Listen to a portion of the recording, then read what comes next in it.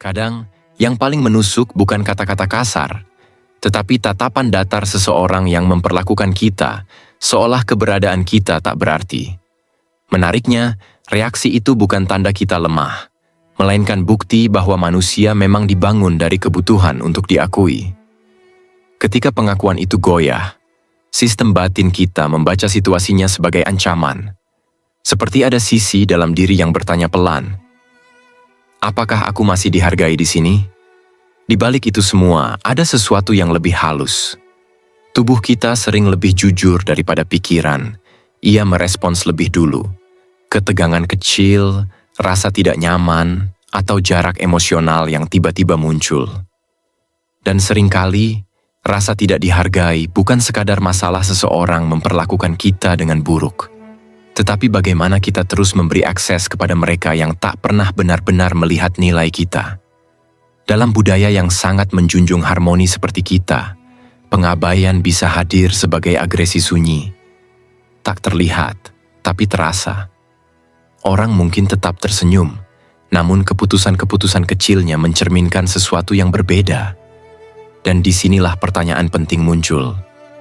Apakah kita diam karena bijak, atau karena takut kehilangan sesuatu yang sebenarnya tidak pernah kita miliki? Yang menarik, tidak selalu perlakuan mereka mencerminkan nilai diri kita. Terkadang, orang tidak menghargai bukan karena kita kurang, tetapi karena mereka sendiri rapuh, terancam, atau tidak punya kapasitas untuk memberi pengakuan. Ada yang sengaja menguji batas kita, ada yang tak sadar sedang menyakiti, dan ada yang sekadar tidak mampu melihat lebih dalam. Di momen-momen seperti itu, ketenangan adalah kekuatan.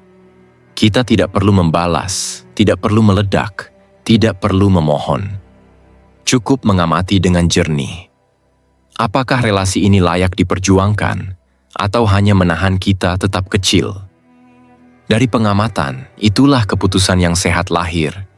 Menetapkan jarak, menjaga martabat, dan tidak lagi mengorbankan diri demi validasi yang tidak pernah cukup.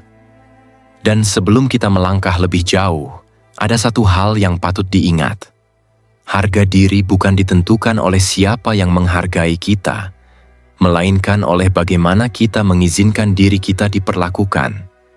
Pastikan kamu menonton sampai akhir, agar tidak kehilangan makna penting dari pembahasan ini. Dan jangan lupa untuk berlangganan agar kita bisa terus berbagi perspektif yang menginspirasi satu sama lain. Mari kita mulai. Poin pertama, menerima tatapan Henning. Ada momen ketika seseorang memandangmu begitu lama, begitu dingin, tanpa satupun kata yang keluar. Dan entah kenapa, rasanya justru lebih menusuk daripada hinaan yang diucapkan terang-terangan. Kamu mungkin pernah merasakannya. Sebuah tatapan yang seolah ingin mengatakan, kamu tidak layak mendapat perhatian saya, meski bibir mereka tidak bergerak sedikit pun. Di titik itulah kamu sering bertanya dalam hati, sebenarnya apa yang mereka pikirkan? Atau, apa salah saya? Namun jika kamu memperlambat napasmu, kamu akan sadar bahwa tatapan itu, sekuat apapun kesannya, tidak lebih dari potongan kecil dari drama batin mereka sendiri. Kita hanya kebetulan berdiri di depan layar tempat konflik itu diproyeksikan. Ada penelitian sederhana dalam komunikasi nonverbal yang menunjukkan bahwa tubuh manusia bereaksi lebih cepat terhadap sinyal visual daripada bahasa lisan. Tidak heran jika kamu kadang merasa rahangmu mengeras, punggungmu menegang, atau ada sengatan panas di dada ketika seseorang menatapmu dengan cara yang membuatmu merasa rendah. Tubuh merespons lebih dulu. Baru pikiran menyusul dengan 1000 interpretasi. Dalam budaya yang terbiasa menyimpan isi hati, keheningan sering dipakai sebagai alat. Tidak selalu karena orang itu ingin merendahkanmu. Kadang karena mereka sendiri tidak mampu mengelola emosinya. Mereka diam karena takut tampak kecil, atau karena tidak tahu harus berkata apa.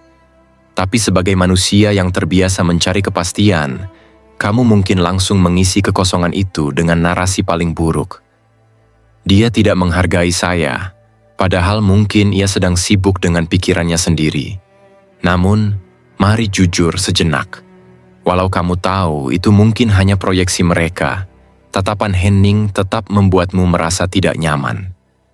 Ada bagian dari dirimu yang ingin membuktikan sesuatu. Ada sisi yang ingin menunjukkan bahwa kamu bukan orang yang bisa dianggap remeh.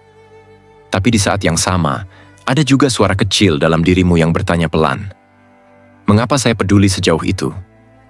Pertanyaan itu penting, karena yang sering membuatmu tersiksa bukan tatapan mereka, tetapi kebutuhanmu untuk dinilai layak oleh orang yang bahkan tidak kamu hormati.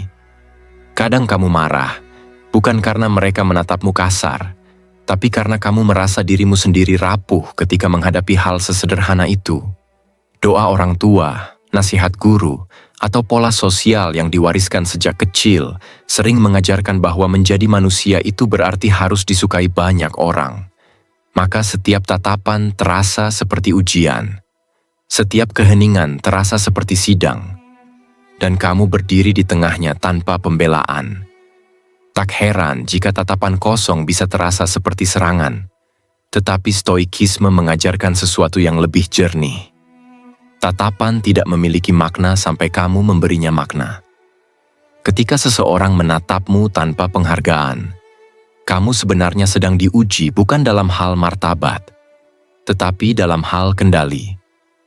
Apakah kamu bereaksi karena mereka punya kekuasaan atas emosimu? Atau kamu diam karena kamu yang memilih memegang kendali atas interpretasimu?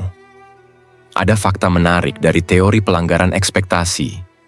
Ketika sebuah norma sosial dilanggar, misalnya seseorang menatapmu tajam tanpa kata, otakmu menganggap itu ancaman, dan ancaman membuat otak mempersiapkan respons defensif, mempercepat detak jantung, memperkencang otot, atau membuatmu ingin membalas tatapan itu.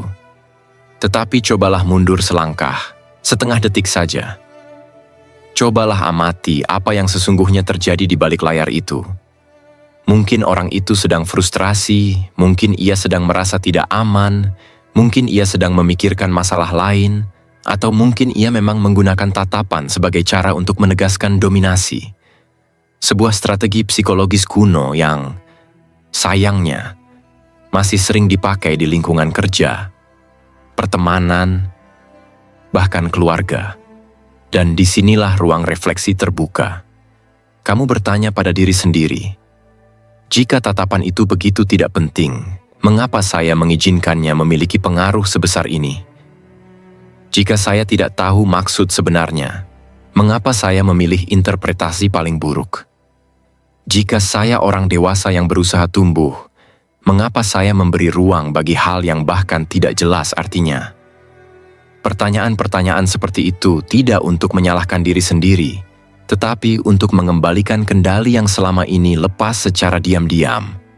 Karena seringkali, orang yang tidak menghargai kita justru datang sebagai pengingat bahwa kita perlu belajar membedakan antara penghinaan nyata dan bayangan dalam pikiran kita. Bayangkan seseorang berdiri di depanmu dengan tatapan tajam. Kamu bisa melihat rasa tidak suka di matanya. Tetapi alih-alih langsung terpancing, kamu mengambil satu napas panjang, tarik 4 detik, tahan sebentar, hembuskan 6 detik. Dalam ruang kecil itu, kamu berkata pada dirimu, "Saya tidak akan membiarkan reaksi otomatis merusak kedamaian saya." Pelan-pelan, otakmu berhenti membaca tatapan itu sebagai serangan. Kamu mulai melihatnya sebagai data, bukan ancaman. Seperti seorang peneliti yang sedang mengamati pola. Lalu kamu bertanya, apa yang ingin saya lakukan, bukan apa yang mereka harapkan saya lakukan. Contohnya begini, kamu sedang presentasi, lalu bos atau kolega hanya menatap kosong tanpa menunjukkan apresiasi. Dulu kamu mungkin panik dan berpikir ide kamu buruk. Tapi kini kamu menilai situasinya lebih netral. Mungkin mereka sedang lelah. Mungkin sedang fokus pada bagian tertentu, atau memang gaya komunikasinya begitu. Kamu tetap menyelesaikan presentasi dengan tenang, tidak terguncang. Dan kamu keluar ruangan masih dengan napas yang stabil. Atau saat kamu bertemu seseorang yang kamu tahu sering memandangmu seakan kamu tidak cukup baik. Kamu merasa sedikit menusuk, tapi tidak lagi terbakar. Kamu mengamati tatapan itu, mencatat emosimu, lalu kamu memilih tetap berjalan.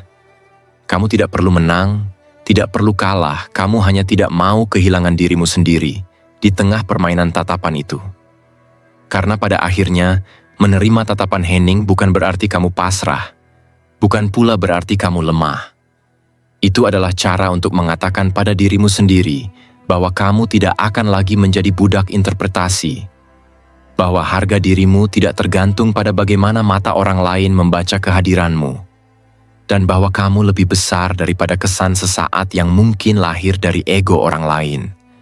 Saat kamu belajar menerima tatapan itu tanpa terburu-buru memberi makna, kamu sedang meraih sesuatu yang jauh lebih berharga daripada kemenangan sosial. Kamu sedang membangun fondasi batin yang membuatmu tidak mudah digoyang, sekalipun dunia memberikan respons yang tidak adil. Sekarang coba tanyakan pada dirimu, apakah tatapan itu benar-benar tentangmu, atau hanya tentang bagaimana kamu membaca dunia? Ketika kamu memikirkan pertanyaan itu dengan jujur dan tenang, mungkin kamu akan menemukan bahwa sebagian besar luka itu tidak berasal dari tatapan mereka, tetapi dari cara kamu menatap dirimu sendiri. Poin kedua, jadikan keheningan sebagai jawaban. Ada satu hal yang sering luput kita sadari. Tidak semua yang memancing reaksi layak mendapatkan jawaban. Kadang, justru keheninganlah yang membuat segalanya menjadi terang. Kamu pasti pernah berada di posisi di mana seseorang meremehkanmu, entah lewat nada bicara, komentar yang dilebihkan, atau sekadar gestur kecil yang seolah berkata, "Aku tidak butuh mendengarkanmu." Dan di saat seperti itu, naluri manusia biasanya ingin membalas, ingin menjelaskan, atau setidaknya ingin menunjukkan bahwa kita tidak selemah itu. Namun sebelum kamu bereaksi, ada baiknya bertanya pada diri sendiri, apakah responsku akan mengubah sesuatu? Atau justru akan menjadi energi tambahan bagi mereka untuk melanjutkan sikap merendahkannya? Ada fakta menarik dari ilmu perilaku. Ketika sebuah tindakan tidak mendapatkan penguatan, ia cenderung mati dengan sendirinya. Dalam studi psikologi operan, proses ini disebut extinction. Ketika perilaku yang dulu mendapat respons kini tidak lagi diberi perhatian, akhirnya mereda.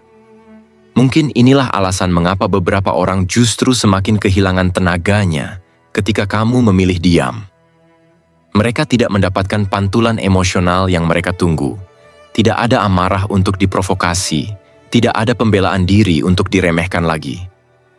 Dalam relasi sosial yang sering berjalan dalam pola tak terlihat, respons kita sebenarnya adalah bahan bakar. Dan ketika bahan bakar itu dihentikan, mesinnya perlahan berhenti berputar. Coba kamu bayangkan situasi sederhana. Kamu menghadap seseorang yang jelas-jelas merendahkanmu dalam percakapan. Mereka melemparkan kalimat seperti, "Yakin kamu bisa?" Atau, "Ah, kamu sih memang begitu." Kata-kata semacam itu bisa menusuk, apalagi kalau diarahkan secara personal. Tapi bayangkan kamu hanya tersenyum kecil, menghela napas perlahan, dan memilih tidak menjelaskan apapun. Kamu hanya memandang mereka sebentar, lalu melanjutkan apa yang sedang kamu lakukan. Di situ muncul dinamika baru. Mereka terbiasa membuatmu bereaksi.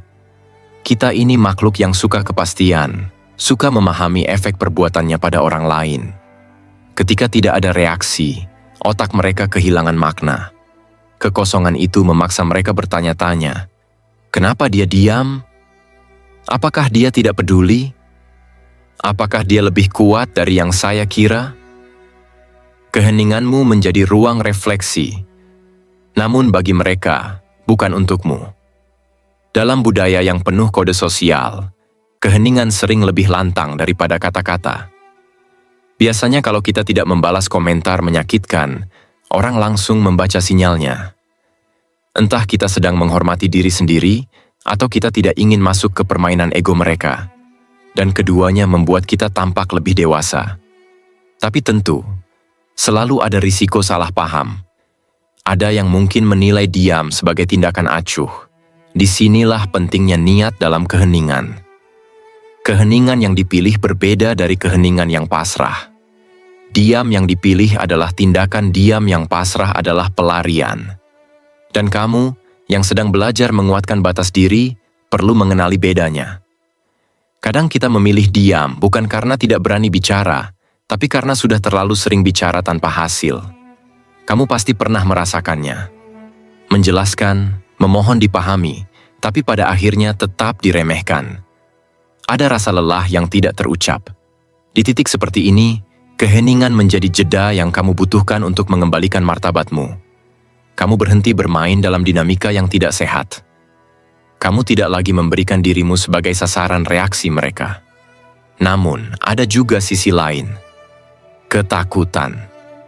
Beberapa orang diam karena takut salah bicara, takut ditolak lagi, atau takut membuat suasana menjadi lebih buruk. Diam seperti ini tidak menenangkan, justru menekan. Dan kamu pasti tahu sensasinya. Ada ketegangan yang tidak selesai, ada dialog batin yang terus berputar. Harusnya tadi aku bilang apa? Kok aku nggak berani? Kenapa aku diam saja? Jadi sebelum menjadikan diam sebagai jawaban, kamu perlu jujur dulu. Diam ini lahir dari kekuatan atau luka? Jika dari kekuatan, diam itu meneduhkan. Jika dari luka, diam itu berat. Dalam banyak situasi, keheningan yang kuat lahir justru dari kesadaran bahwa kamu tidak ingin dikendalikan oleh emosi spontan. Sistem limbik kita memang didesain untuk bereaksi cepat, melindungi diri, menyerang, atau kabur. Tapi bagian diri kita yang lebih dewasa ingin kita berpikir perlahan, menimbang, kemudian menanggapi dengan penuh pertimbangan. Dan ketika dua sisi itu bertemu, keheningan bisa menjadi ruang negosiasi batin yang melindungi kita dari keputusan yang terburu-buru. Poin ketiga, berhenti menjelaskan pilihan Anda. Coba kamu tarik napas sebentar dan pikirkan ini dengan tenang. Berapa banyak keputusan yang kamu buat dalam hidup, tapi justru kamu merasa harus membelanya di hadapan orang yang bahkan tidak memikul konsekuensinya? Ada semacam kebiasaan tak terlihat yang membuat kita merasa berkewajiban menjelaskan diri. Seolah hidup ini semacam rapat evaluasi yang setiap langkahnya harus bisa dipertanggungjawabkan di hadapan publik. Tapi kalau kamu pikir lebih dalam, siapa sebenarnya yang menanggung akibat dari pilihan itu? Bukan mereka. Kamu. Itu sebabnya langkah ini terasa berat. Karena ia menuntut keberanian untuk berdiri di atas keputusanmu tanpa bergantung pada persetujuan siapapun. Namun sebelum kita masuk lebih jauh, ada satu pertanyaan sederhana yang seringkali menjadi pintu masuk untuk memahami dinamika ini. Untuk siapa sebenarnya kamu hidup? Jika selama ini jawabanmu lebih condong pada supaya orang lain tidak salah paham, atau supaya mereka tidak berpikir buruk, mungkin tanpa sadar kamu selama ini hidup dalam sistem validasi yang tidak pernah kamu pilih, tetapi kamu warisi. Menariknya, dari sudut pandang psikologis, kebutuhan manusia untuk membela pilihannya bukan sekadar tentang logika. Ada data yang menunjukkan bahwa ketika seseorang merasa tidak dipahami, sistem limbik bereaksi sama seperti ketika kita merasa sedang diserang. Otak membaca penolakan sosial sebagai ancaman. Itulah mengapa kita terdorong menjelaskan panjang, bahkan ketika tidak ada yang benar-benar meminta. Kita takut disalahpahami. Kita takut terlihat salah. Kita takut kehilangan tempat di mata seseorang. Tapi di sisi lain, kalau kamu pernah mencoba untuk berhenti menjelaskan, kamu pasti merasakan sensasi aneh, semacam ruang kosong di dada, campuran antara lega dan cemas. Di satu sisi kamu merasa bebas, di sisi lain kamu khawatir. Apa mereka mengira aku sombong? Apa mereka salah paham? Disinilah pertempuran batin itu terjadi. Antara ingin bebas dan ingin diterima. Namun coba kamu renungkan ini secara perlahan. Ketika seseorang benar-benar peduli, apakah mereka butuh penjelasan panjang darimu? Biasanya tidak. Mereka membaca tindakanmu, bukan hanya kata-kata. Yang butuh penjelasan panjang justru mereka yang menjadikanmu objek penilaian, bukan rekan perjalanan. Dalam budaya yang menekankan harmoni sosial, wajar kalau kita sering merasa bersalah saat mengambil keputusan yang tidak sesuai ekspektasi lingkungan. Biasanya kalau seseorang tiba-tiba memilih arah hidup tertentu, berhenti bekerja, pindah tempat tinggal, bahkan keluar dari pergaulan yang toksik, lingkungan langsung bertanya, "Kenapa?" Dan pertanyaan itu jarang netral. Kadang ada nada curiga, kadang mengandung penilaian, kadang hanya ingin tahu untuk gosip. Di momen seperti itu, kita merasa harus menjelaskan agar tetap aman. Padahal jika ditelisik lebih kritis, aman dari apa? Dari omongan, dari interpretasi yang sebetulnya bukan tanggung jawab kita? Mari kita lihat dari perspektif yang lebih tajam. Ketika kamu terus-menerus menjelaskan, sebenarnya kamu sedang membuka pintu untuk audit sosial. Orang lain punya ruang untuk menilai, mengkritik, memengaruhi, bahkan merendahkan keputusanmu. Kamu tanpa sadar berkata, "Ini pilihanku, tapi aku siap kalau kalian ingin mengoreksi." Kalau dipikir-pikir, berat sekali hidup seperti itu. Hidup yang baik tidak harus disesuaikan agar cocok dengan kerangka berpikir semua orang. Ada gambaran menarik dari teori seleksi sosial. Tidak semua kritik harus diperlakukan sama. Beberapa suara berasal dari orang yang punya kepentingan, bukan pemahaman. Ada kritik yang lahir dari ketidaktahuan, kecemburuan, atau sekadar kebiasaan ikut campur. Ketika kamu berhenti menjelaskan, kamu sebenarnya sedang melakukan seleksi. Hanya suara yang penting yang boleh masuk ke ruang batinmu. Dan mungkin, selama ini kamu hanya butuh satu hal, izin untuk membuat keputusan tanpa harus mengemasnya dalam argumen panjang. Izin untuk membiarkan pilihan itu berdiri sendiri. Mungkin tidak sempurna, tapi tulus datang dari dirimu. Mari kita masuk sedikit lebih dalam lagi. Coba bayangkan kamu berada dalam situasi ini. Seseorang menanyaimu, "Kenapa kamu keluar dari lingkaran pertemanan itu?" Dulu, mungkin kamu menjawab dengan banyak alasan. Sibuk, lelah, fokus pada diri sendiri, banyak kegiatan. Tapi suatu hari, kamu hanya menjawab dengan tenang, "Saya memilih begitu." Titik. Tidak ada tambahan. Di situ terasa perbedaan energinya. Kamu tidak lagi menempatkan dirimu sebagai terdakwa. Kamu tidak lagi menawarkan penjelasan untuk disortir. Kamu hanya menyatakan keputusan. Jika mereka menghargai, mereka menerima. Jika tidak, itu bukan lagi bebanmu. Coba refleksikan. Berapa banyak energi emosional yang selama ini kamu buang hanya untuk meyakinkan orang yang bahkan tidak benar-benar peduli? Dalam lingkup pekerjaan misalnya, ada karyawan yang selalu menjelaskan pendekatannya setiap kali mengambil keputusan profesional. Lama-lama, ia menyadari bahwa justru penjelasan berlebihan membuatnya tampak ragu dan mudah ditekan. Ketika ia mulai berbicara singkat, jelas, dan tanpa pembelaan, dinamika berubah. Orang lebih menghargai. Bukan karena suaranya keras, tapi karena ketegasannya. Dalam keluarga, seorang anak yang selalu berusaha menyenangkan semua pihak, akhirnya sadar bahwa penjelasannya tidak pernah cukup. Apapun pilihannya, tetap ada komentar. Maka ia berhenti menjelaskan. Bukan karena tidak hormat, tetapi karena sadar bahwa hidupnya tidak bisa dijalankan dengan aturan banyak kepala anehnya. Setelah itu keluarga justru belajar untuk tidak ikut campur sebanyak dulu. Kadang, berhenti menjelaskan bukanlah bentuk pemberontakan, tapi bentuk kedewasaan. Namun tentu tidak perlu kita romantisasi. Ada sisi yang lebih pahit. Tidak semua orang akan mengerti. Ada yang merasa tersinggung. Ada yang menganggapmu sombong. Ada yang menilai kamu berubah. Itu konsekuensinya. Dan disinilah letak keberaniannya. Kamu menerima risiko itu tanpa perlu membungkusnya dengan alasan defensif. Ada kemungkinan lain yang menarik. Ketika kamu berhenti menjelaskan, kamu memberi ruang bagi orang lain untuk menilai dari tindakanmu, bukan dari argumenmu. Hasil seringkali bicara lebih kuat daripada alasan. Dan pada titik tertentu, mungkin seseorang yang dulu meremehkanmu mulai melihat bahwa kamu tidak lagi mencari persetujuan darinya. Ada dinamika baru, dari posisi bergantung, menjadi posisi sejajar, bahkan mungkin lebih kuat. Sekarang aku ingin mengajakmu bertanya pada diri sendiri. Apakah selama ini kamu menjelaskan karena ingin dipahami? Atau karena ingin diterima? Apakah kamu takut salah?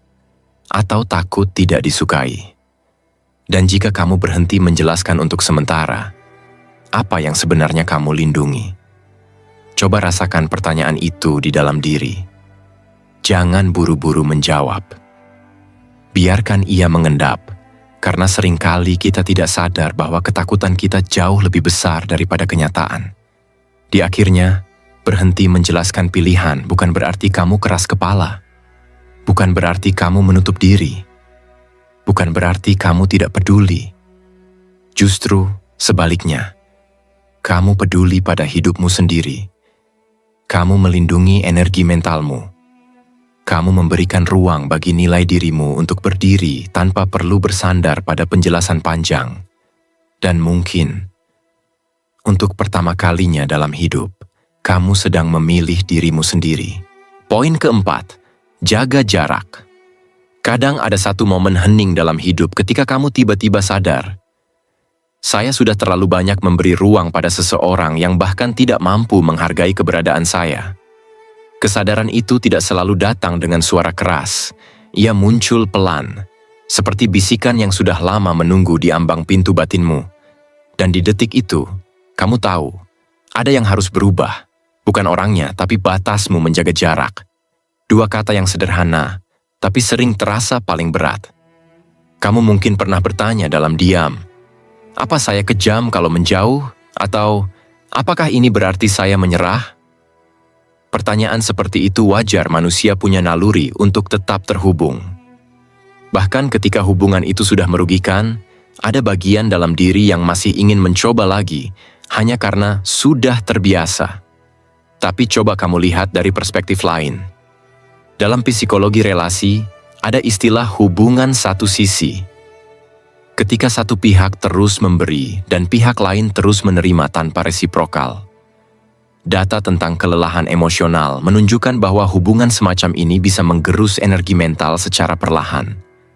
Bukan sekali dua kali, tapi dalam pola yang terus berulang, seperti ember bocor yang tidak pernah penuh meski terus diisi. Dan tubuh kamu, menariknya, sering merasakan itu lebih dulu ketimbang pikiranmu. Kamu mulai merasa lelah tanpa sebab. Nafas jadi pendek setiap kali namanya muncul. Ada kecemasan kecil yang tidak pernah hilang. Bahkan ketika kamu ingin tidur, pikiranmu tetap berputar. Apa salah saya? Kenapa saya selalu merasa kurang? Padahal masalahnya bukan kurang. Masalahnya kamu bertahan di tempat yang tidak pernah mau menghargai kehadiranmu. Disinilah menjaga jarak menjadi bukan sekadar tindakan sosial, tapi langkah perlindungan psikologis. Langkah sadar untuk menyelamatkan energi mental yang sudah terlalu lama bocor. Dan ketika kamu melihatnya dari sudut pandang itu, tiba-tiba semuanya lebih masuk akal. Ada studi perilaku yang menarik. Ketika seseorang terlalu sering terpapar interaksi yang menyedot energi, kadar stres meningkat hingga 25–35%. Itu angka yang cukup signifikan untuk memengaruhi cara kamu berpikir, tidur, bahkan membuat keputusan. Jadi jika kamu bertanya, apakah jarak itu perlu? Data itu menjawabnya dengan jelas. Ya perlu, demi menjaga keseimbanganmu sendiri. Namun menjaga jarak bukan berarti memusuhi. Bukan juga berarti kamu menutup pintu sepenuhnya. Jarak itu seperti menggeser kursi sedikit mundur, bukan meninggalkan ruangan. Kamu tetap ada, tapi tidak lagi memberikan akses tanpa batas. Kamu memilih hadir secukupnya, bukan sepenuhnya. Misalnya, kamu tidak lagi merasa wajib membalas pesan mereka seketika. Kamu tidak lagi merasa harus setuju atau mengiyakan meski sebenarnya hatimu menolak. Kamu mulai berkata pelan, nanti saya pertimbangkan, atau saya sedang fokus pada hal lain. Ini bentuk jarak yang halus tapi tegas. Dan pelan-pelan, kamu akan merasakan ruang bernapas itu kembali. Dalam budaya sosial yang sering bingung membedakan kedekatan dan batas pribadi, menjaga jarak memang sering disalahartikan sebagai dingin, sombong, atau tidak peduli. Padahal yang kamu lakukan adalah memulihkan diri. Bukan dari orangnya, tapi dari pola yang merusak. Kadang, Orang menyebutmu berubah hanya karena kamu berhenti memberi tanpa batas. Dan itu tidak apa-apa. Mereka terbiasa dengan versi dirimu yang tidak punya batas. Ketika batas itu muncul, tentu saja mereka terkejut. Tapi ketika kamu menimbang semuanya dengan hati yang tenang, kamu akan melihat gambaran yang lebih besar. Menjaga jarak bukan tentang mereka, tetapi tentang kamu tidak ingin lagi kehilangan dirimu sendiri. Coba bayangkan satu skenario sederhana. Ada seseorang di lingkungan kerja atau pertemananmu yang selama ini selalu meremehkan kontribusimu. Setiap kali kamu bicara, mereka memotong.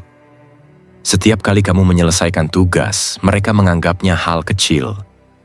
Dan setiap kali kamu berusaha membuka percakapan, mereka menanggapi dengan energi yang membuatmu merasa kecil. Jika kamu tetap berada terlalu dekat, kamu akan terseret masuk ke dalam pusaran emosinya.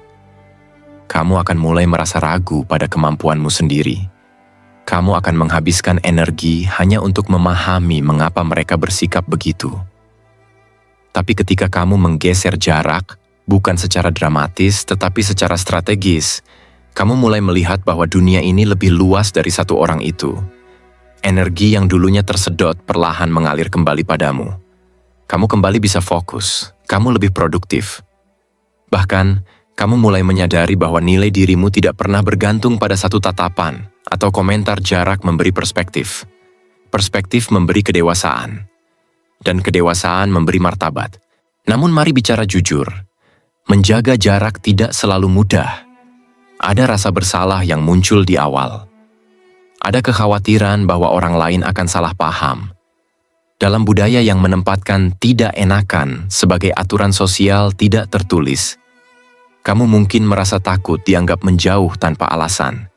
Tapi coba tanyakan ini pada dirimu sendiri. Apakah lebih penting terlihat baik di mata mereka, atau merasa damai di dalam dirimu sendiri? Beberapa orang akan memahaminya, beberapa tidak, dan itu risiko yang harus diterima. Tetapi risiko itu jauh lebih ringan daripada terus berada di lingkaran yang merusak martabatmu. Ada satu pemikiran stoik yang relevan di sini. Jika sesuatu mengusik kedamaian batinmu dan kamu tidak bisa mengubahnya secara langsung, maka mengurangi eksposur adalah tindakan rasional. Kamu tidak bisa mengubah watak orang, tapi kamu bisa mengatur seberapa dekat mereka berada dalam hidupmu. Dan kamu tahu apa yang paling menarik? Jarak sering menjadi alat yang mengungkap realitas. Ketika kamu berhenti selalu tersedia, kamu bisa melihat siapa yang menghargai dan siapa yang hanya memanfaatkan. Ketika kamu mundur selangkah, kamu bisa melihat kualitas relasi dengan lebih objektif.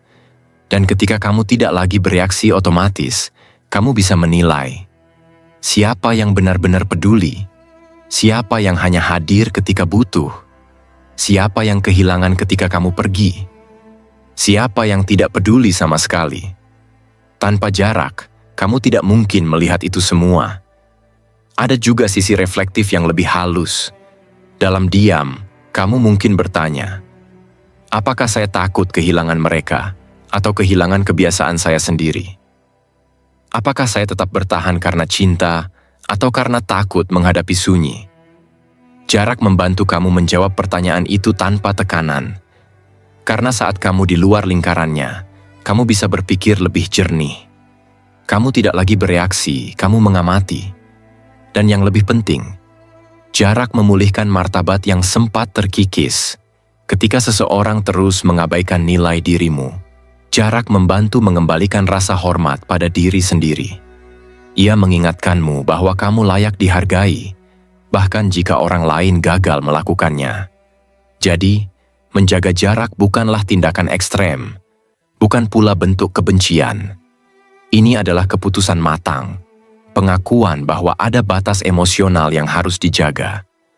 Bahkan penelitian interpersonal menunjukkan, hubungan yang sehat membutuhkan ruang. Terlalu dekat dapat menyebabkan gesekan.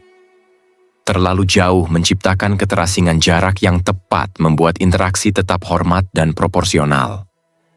Maka kamu tidak sedang memusuhi, tidak sedang melarikan diri, tidak sedang bersikap dingin. Kamu hanya memilih untuk menjaga agar dirimu tetap utuh. Sebelum kita lanjutkan ke poin berikutnya, renungkan pertanyaan ini dalam diam. Jika seseorang tidak bisa menghargai keberadaanmu, apakah pantas baginya berada sedekat itu dengan hidupmu? Biarkan pertanyaan itu menggantung sebentar. Terkadang, kesadaran paling kuat lahir dari keheningan itu sendiri. Poin kelima, tegakkan kepala Anda. Ada satu detik dalam hidup ketika kamu akhirnya berhenti bertanya, apa mereka akan menghargai saya?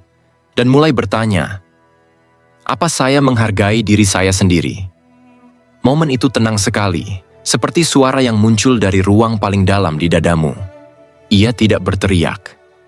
Ia hanya hadir. Dan di detik itu, kepala yang selama ini sering menunduk mulai mencari posisinya sendiri. Pelan, tapi pasti, naik sedikit demi sedikit ke arah yang seharusnya tegakkan kepala Anda. Kalimat sederhana, tapi di baliknya ada ribuan emosi, pengalaman, dan luka yang selama ini kamu simpan rapat-rapat. Dan menariknya, justru dari sanalah martabatmu mulai tumbuh lagi. Kalau kita bicara dari sisi manusiawi, hampir semua orang ingin dihargai. Itu naluriah. Kita makhluk sosial. Kita punya kebutuhan untuk diakui. Tapi ada fase tertentu ketika seseorang menemukan kekuatan bukan dari diterima, melainkan dari berhenti mengemis pengakuan. Dan fase itu sering datang setelah perjalanan panjang, melelahkan, dan penuh rasa diperkecil. Coba kamu ingat kembali. Berapa banyak situasi yang membuatmu merasa kecil? Berapa kali kamu menundukkan kepala hanya supaya suasana tetap aman? Atau berapa kali kamu membiarkan seseorang mengatur cara kamu menilai dirimu sendiri? Kadang kita tidak sadar, dunia perlahan mengajari kita posisi lebih rendah. Bukan karena kita layak di sana, tapi karena kita diam terlalu lama. Sikap tubuhmu, nada bicaramu, cara kamu memandang lantai saat berbicara, semuanya membentuk pola yang membuat orang lain mempelajari satu hal, bahwa kamu bisa diperlakukan seenaknya. Dan yang ironis adalah, bukan mereka yang paling besar perannya dalam membuatmu merasa kecil, tetapi dirimu sendiri yang tanpa sadar mengizinkan itu terjadi. Sekarang mari kita lihat dari kaca pembesar yang lebih objektif. Ada penelitian menarik yang menunjukkan bahwa postur tegak meningkatkan kepercayaan seseorang terhadap pemikirannya sendiri. Bukan sekadar terlihat percaya diri, tetapi merasa lebih yakin dengan pendirian. Bahkan hanya dengan memperbaiki posisi bahu dan arah pandangan, otak mulai memproses diri dengan standar yang berbeda. Artinya, ketika kamu menegakkan kepala, kamu bukan sedang pamer. Kamu sedang memprogram ulang persepsi dirimu sendiri. Namun kita tidak hidup di dunia yang ideal. Biasanya jika seseorang mulai berdiri tegak, ada suara-suara halus yang muncul, baik dari luar maupun dari dalam. Jangan terlihat sombong. Nanti dibilang kepedean, takutnya orang tersinggung. Dan karena alasan semacam itu, banyak orang tetap menunduk meskipun hati mereka ingin berkata, "Saya pantas dihargai." Di budaya yang senang harmoni, diam sering dianggap bijak. Padahal diam tidak selalu bijaksana. Kadang diam hanyalah tanda bahwa seseorang sudah lupa cara menghormati dirinya sendiri. Coba kita selami lapisan emosinya. Di balik kepala yang menunduk, sering ada ketakutan. Takut ditolak. Takut dibilang keras kepala. Takut dianggap menantang. Takut menjadi bahan pembicaraan. Sistem emosi kita, bagian otak yang mengatur rasa takut dan ancaman, bekerja sangat cepat, bahkan lebih cepat daripada logika. Jadi ketika kamu ingin tegak, tubuhmu mungkin mengirimkan sinyal bahaya. Jantung berdebar, napas menegang, pikiran mulai mencari alasan untuk tetap diam. Tapi perhatikan ini, rasa takut tidak selalu berarti kamu salah. Terkadang, rasa takut hanyalah tanda bahwa kamu sedang memasuki wilayah yang sebenarnya sudah lama kamu butuhkan. Wilayah martabatmu sendiri. Dan anehnya, ketika seseorang akhirnya berani menegakkan kepala, emosi yang muncul justru campuran. Lega, bebas, tapi juga takut. Itu normal, karena kamu sedang mengakhiri pola lama yang sudah mengikatmu bertahun-tahun. Sekarang mari kita lihat contoh yang dekat dengan keseharian. Misalnya kamu punya rekan kerja yang selalu meremehkan pendapatmu. Selama ini kamu membiarkan hal itu terjadi karena tidak mau ribut atau karena merasa tidak enak. Tapi suatu hari, kamu memutuskan cukup. Kamu tidak membalas dengan emosi, tidak mengangkat suara, tidak mencari pertengkaran.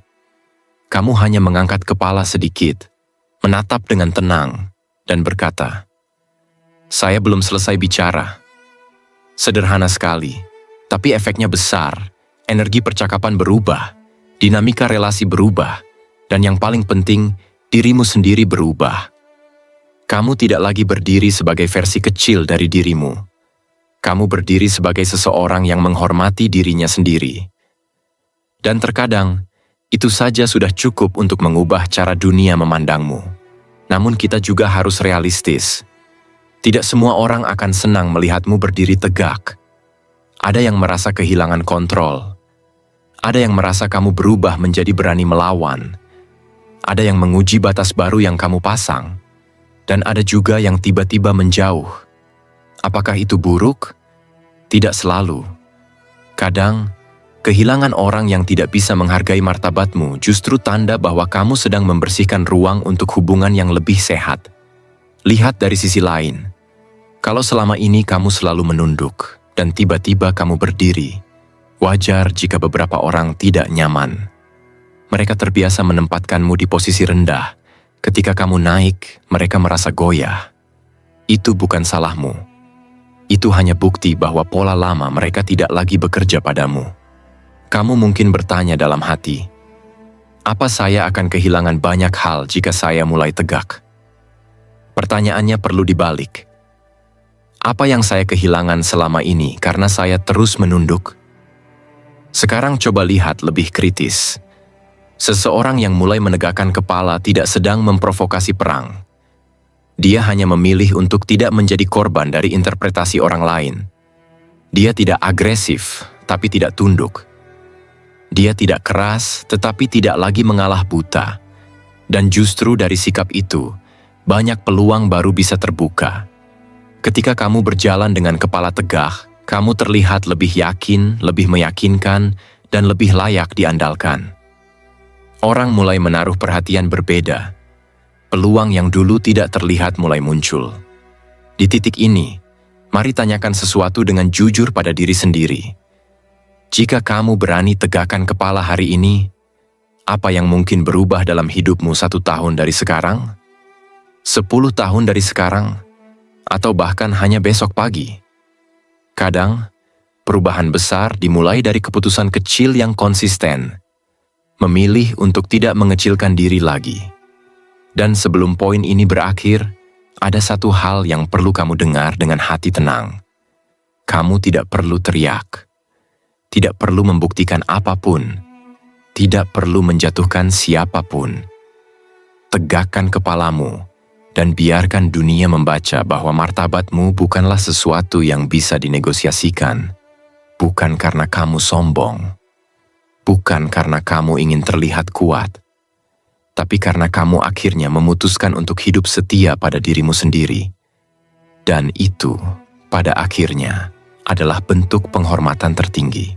Kesimpulan, coba kamu renungkan sejenak. Setelah seluruh perjalanan panjang dari tatapan Henning, diam yang disengaja, keputusan untuk berhenti menjelaskan diri, menjaga jarak, hingga akhirnya berani menegakkan kepala. Apa yang sebenarnya berubah dalam dirimu? Bukan hanya sikapmu terhadap orang lain, tetapi cara kamu menilai dirimu sendiri. Dan justru disitulah inti pembahasan kita menemukan bentuknya. Biasanya kalau kita lama berada di lingkungan yang tidak menghargai kita, pikiran kita perlahan mengabur. Kamu mungkin mulai bertanya, apa saya terlalu sensitif? Atau apa saya memang tidak layak? Padahal, faktanya, sebagaimana yang telah dibuktikan dalam banyak kajian psikologi sosial, reaksi emosionalmu seringkali merupakan alarm dari sistem limbik yang sedang melindungimu dari ancaman sosial. Bukan ancaman fisik, tapi ancaman terhadap martabat. Dan alarm itu tidak muncul tanpa alasan. Ketika kamu mulai mengenali siapa yang menghargai dirimu dan siapa yang hanya memanfaatkanmu, kamu sebenarnya sedang membangun ulang fondasi yang lebih dalam, nilai diri. Ini bukan konsep spiritual yang abstrak. Ini adalah mekanisme psikologis yang sangat nyata. Orang yang memahami nilai dirinya cenderung memiliki batas yang jelas, energi yang lebih terarah, dan kemampuan membuat keputusan yang lebih stabil. Sebaliknya, orang yang kehilangan nilai diri sering terjebak dalam lingkaran pembuktian yang tidak ada ujungnya, menyusahkan diri sendiri demi orang yang tidak pernah puas. Di titik ini, pertanyaannya kembali padamu. Selama ini, kamu mengutamakan siapa? Dirimu sendiri, atau opini orang yang bahkan tidak tahu apa yang kamu perjuangkan? Kalau kita melihat data sosial yang terjadi di banyak tempat, kamu akan menemukan pola yang mirip. Orang-orang yang memilih mempertahankan relasi tak sehat, biasanya bukan karena mereka tidak tahu itu menyakitkan, tetapi karena mereka takut kehilangan fungsi sosial dari relasi itu. Entah itu rasa aman, status, atau sekadar kebiasaan. Tapi mari kita jujur, apa gunanya fungsi sosial kalau pada akhirnya mengikis harga diri? Ada fenomena menarik yang tampak berulang. Setelah seseorang berani berhenti mengejar penghargaan dari orang yang salah, ritme hidupnya berubah perlahan, namun pasti ia mulai memperhatikan siapa yang benar-benar menghargainya tanpa syarat. Ia mulai lebih peka pada tanda-tanda tubuh yang menyampaikan ketidaknyamanan. Ia mulai memprioritaskan ketenangan dibanding penerimaan. Dan perubahan itu tidak serta-merta membuat hidupnya lebih mudah, tetapi membuat hidupnya lebih jernih. Coba kamu jawab dalam hati. Apakah selama ini kamu benar-benar hidup untuk dirimu sendiri, atau hanya mempertahankan citra agar terlihat baik di mata orang lain? Apakah rasa takut kehilangan membuatmu bertahan, padahal dalam diam kamu tahu, kamu tidak lagi dihargai di sana? Jika kamu akhirnya memberi dirimu izin untuk memilih lingkungan yang lebih sehat, apa yang mungkin berubah? Seperti yang sering terlihat dalam banyak perjalanan manusia, jawaban tidak datang dalam bentuk teriakan. Ia datang dalam bisikan, dalam keheningan setelah konflik batin, dalam momen ketika kamu akhirnya lelah. Lelah memaksakan diri, lelah berharap orang berubah, lelah mengecilkan diri untuk kenyamanan orang lain. Dan dari kelelahan itu, biasanya muncul satu kesadaran. Kamu lebih berharga dari yang kamu kira. Mungkin selama ini kamu mengira kesimpulan dari cara menghadapi orang yang tidak menghargaimu adalah tentang bagaimana memperbaiki hubungan, bagaimana membuat mereka sadar, atau bagaimana memperjuangkan posisi. Tapi kenyataannya berbeda. Inti sebenarnya bukan tentang mereka. Intinya selalu kembali pada dirimu, bagaimana kamu memaknai dirimu, bagaimana kamu menjaga batasmu, bagaimana kamu memilih siapa yang layak masuk ke dalam hidupmu. Kamu tidak bisa mengontrol siapa yang menghargaimu, tapi kamu selalu bisa mengontrol kepada siapa kamu memberikan akses. Kamu tidak bisa mengubah bagaimana seseorang memandangmu, tapi kamu bisa menentukan bagaimana kamu memandang diri sendiri, dan kamu tidak bisa memaksa orang untuk memberikan nilai yang kamu harapkan. Tapi kamu bisa menciptakan ruang di mana nilai dirimu berdiri tanpa perlu pembuktian. Pada akhirnya, seluruh perjalanan ini mengantar kita pada satu titik sederhana namun dalam. Hidupmu tidak membutuhkan banyak orang. Hidupmu hanya membutuhkan orang yang tepat, dan itu dimulai ketika kamu menjadi orang yang tepat bagi dirimu sendiri. Jadi sekarang, setelah semuanya, apa kamu sudah siap memilih dirimu?